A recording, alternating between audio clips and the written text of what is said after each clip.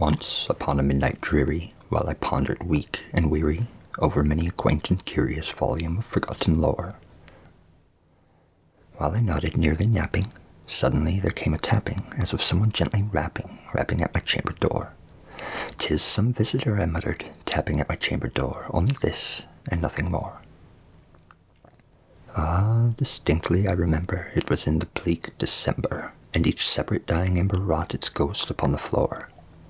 Eagerly I wished the morrow, vainly I had sought to borrow from my books surcease of sorrow, sorrow for the lost Lenore, for the rare and radiant maiden whom the angels name Lenore, nameless here forevermore.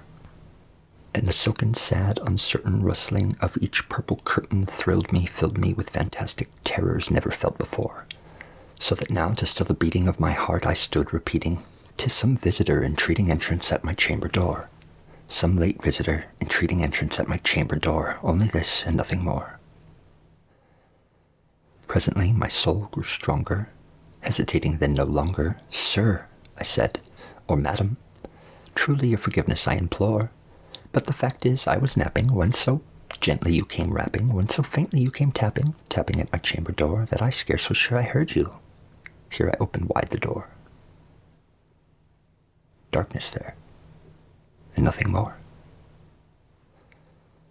Deep into that darkness peering, long I stood there wondering, fearing, doubting, dreaming dreams no mortal ever dared to dream before. But the silence was unbroken, and the stillness gave no token, and the only word there spoken was the whispered word, "Lenore." This I whispered, and an echo murmured back the word, "Lenore." Merely this, and nothing more. Back into the chamber turning, all my soul within me burning, soon again I heard a tapping, somewhat louder than before. "Surely," said I, "surely that is something at my window lattice. Let me see then what thereat is, and this mystery explore. Let my heart be still a moment, and this mystery explore. 'Tis the wind and nothing more."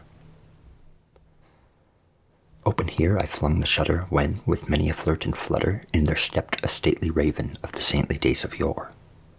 Not the least obeisance made he, not a minute stopped or stayed he, but with mien of lord or lady perched above my chamber door, perched upon a bust of Pallas just above my chamber door, perched and sat, and nothing more. Then this ebony bird beguiling my sad fancy into smiling by the grave and stern decorum of the countenance it wore, "Though thy crest be shorn and shaven, thou," I said, "art sure no craven, ghastly, grim, and ancient raven, wandering from the nightly shore. Tell me what thy lordly name is on the night's Plutonian shore." Quoth the raven, "Nevermore." Much I marvelled this ungainly fowl to hear discourse so plainly, though its answer little meaning, little relevancy bore.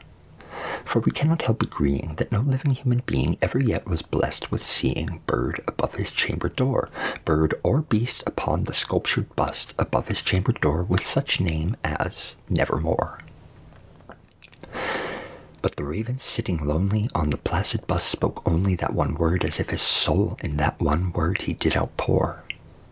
Nothing farther than he uttered, not a feather than he fluttered, till I scarcely more than muttered, "Other friends have flown before. On the morrow he will leave me as my hopes have flown before." Then the bird said, "Nevermore."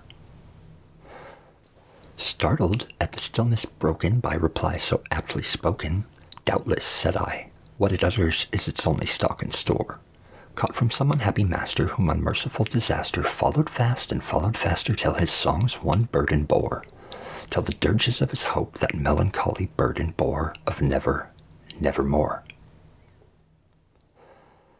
But the raven still beguiling all my fancy into smiling, straight I wheeled a cushioned seat in front of bird and bust and door. Then upon the velvet sinking, I betook myself to linking fancy unto fancy, thinking what this ominous bird of yore, what this grim, ungainly, ghastly, gaunt, and ominous bird of yore meant in croaking nevermore. This I sat, engaged in guessing, but no syllable expressing to the fowl whose fiery eyes now burned into my bosom's core.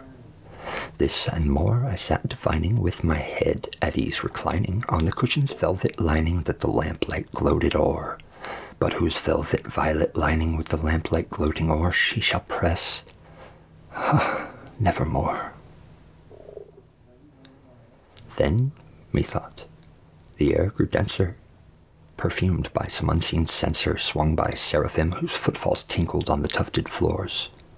Wretch, I cried, thy God hath lent thee, by these angels he hath sent thee respite, respite and nepenthe from thy memories of Lenore. Quaff, oh quaff this kind nepenthe, and forget this lost Lenore. Quoth the raven, nevermore. Prophet, said I, thing of evil, prophet still, if bird or devil, whether tempter sent or whether tempest tossed thee here ashore, desolate yet all undaunted on this desert land enchanted, by this home by horror haunted, tell me, truly, I implore, is there balm in Gilead? Tell me, I implore. Quoth the raven, nevermore. Prophet, said I, thing of evil, prophet still, if bird or devil, by that heaven that bends above us, by that God we both adore, tell this soul with sorrow laden, if within the distant Aden it shall clasp a sainted maiden, whom the angels name Lenore. Clasp a rare and radiant maiden, whom the angels name Lenore. Quoth the raven, nevermore. Be that word our sign of parting, bird or fiend, I shrieked upstarting. Get thee back into the tempest in the night's Plutonian shore. Leave no black plume as a token of that lie thy soul hath spoken. Leave my loneliness unbroken. Quit the bust above my door. Take thy beak from out my heart, and take thy form from off my door. Quoth the raven, nevermore. And the raven, never flitting, still is sitting on the pallid bust of Pallas just above my chamber door. And his eyes have all the seeming of a demon's that is dreaming, and the lamplight o'er him streaming throws his shadow on the floor. And my soul, from out that shadow that lies floating on the floor, shall be lifted nevermore.